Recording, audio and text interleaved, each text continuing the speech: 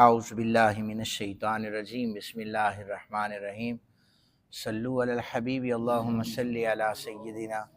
و مولانا محمد وبارک وسلم وصلی علیہ باب قولہ ان الصفا والمروۃ من شعائر اللہ۔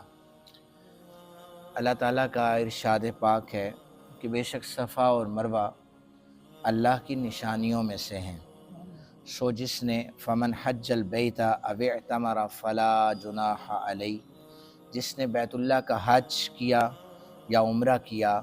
تو اس پر ان دونوں کا طواف یعنی سعی کرنا، اس میں کسی قسم کا کوئی گناہ نہیں ہے۔ ان یطوف بہما ومن تطوع خیرا فإن اللہ شاکر علیم، بے شک جس نے خوشی سے کوئی نفلی نیکی کی تو بے شک اللہ عز و جل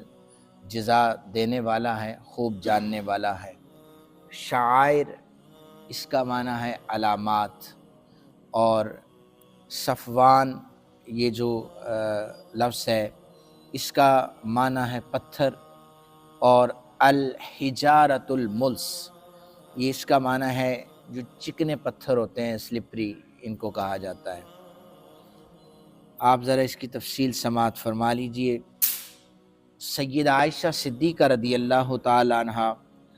آپ اس حدیث پاک کو روایت فرماتی ہیں کہ نبی علیہ السلام سے کہا کہ اللہ تبارک و تعالیٰ نے جب ارشاد فرمایا ان الصفا والمروۃ من شعائر اللہ، کہ یہ اللہ کی نشانیوں میں سے ایک نشانی ہے، تو جو شخص بھی حج یا عمرہ کرے تو اگر وہ صحیح کرتا ہے ان کی تو اس میں کسی قسم کا کوئی گناہ نہیں ہے۔ تو حشام بن عروہ کہتے ہیں میں چھوٹا تھا تو میں نے ام المومنین رضی اللہ تعالی عنہا سے پوچھا کہ اگر ہم اس کو طواف کو چھوڑ دیں صحیح کو کوئی حرج تو نہیں ہے؟ تو آپ نے فرمایا نہیں، حرج ہے، اس لیے کہ جب تک یہ نہیں ہوگا تو آپ کا طواف، آپ کا عمرہ جو ہے وہ قبول نہیں ہوگا۔ اور پھر اس کے بعد انہوں نے آیات پڑھی۔ اصل میں جو پہلے زمانہ جاہلیت تھا اس میں بتوں کے لیے احرام باندھا کرتے تھے، اور جو صفا اور مروہ کے درمیان جگہ تھی اس میں 70 کے قریب بت رکھے ہوئے تھے۔ تو صحابہ کرام نے یہ نبی علیہ السلام سے عرضی پیش کی کہ نہ کریں، اگر اس کے درمیان نہ بھاگیں کوئی حرج نہیں ہے۔ پیارے آقا کریم صلی اللہ علیہ وآلہ وسلم نے فرمایا یہ اللہ کی نشانیوں میں سے نشانیاں ہیں، لہذا ان کی صحیح کرنا یہ لازم ہے۔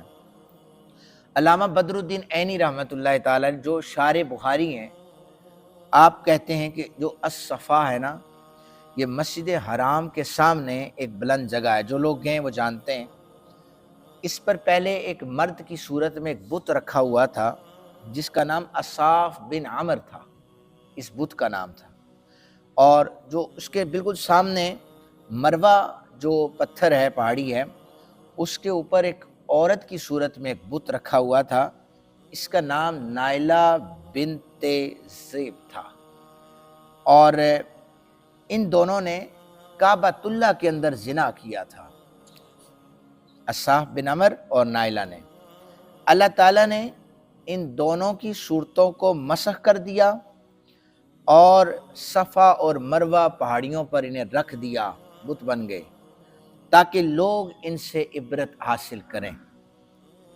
طویل مدت گزر گئی تو پھر لوگ انہی دونوں کی عبادت کرنے لگ گئے، عبرت کے لیے رکھے گئے تھے لیکن لوگ انہی کی عبادت کرنے لگ گئے۔ اور ابن عباس رضی اللہ تعالیٰ عنہ سے روایت ہے، یعنی اس لیے لوگ کہہ رہے تھے کہ اس کو صحیح کریں تو اس میں کوئی حرج نہیں ہے۔ ابن عباس کہتے ہیں کہ 70 بت تو اس کے درمیان میں پڑے ہوئے تھے، تو مسلمانوں نے کہا یا رسول اللہ ہمارے صحیح کی جگہ میں تو بت رکھے ہوئے ہیں، کیا ہم یہاں صحیح کرنے سے گناہگار ہوں گے؟ تب اللہ تعالیٰ نے آیت نازل فرمائی کہ بے شک صفا و مروہ اللہ کی نشانیوں میں سے ہیں، سو جس نے بیت اللہ کا حج یا عمرہ کیا ان دونوں پر دونوں کا طواف کرنا جو ہے اس میں کسی قسم کا کوئی گناہ نہیں ہے۔ یہ صفا اور مروہ کی جو تاریخ ہے امام بخاری علیہ رحمہ نے اختصار کے ساتھ صرف اس آیت کے حصے میں نقل کی ہے۔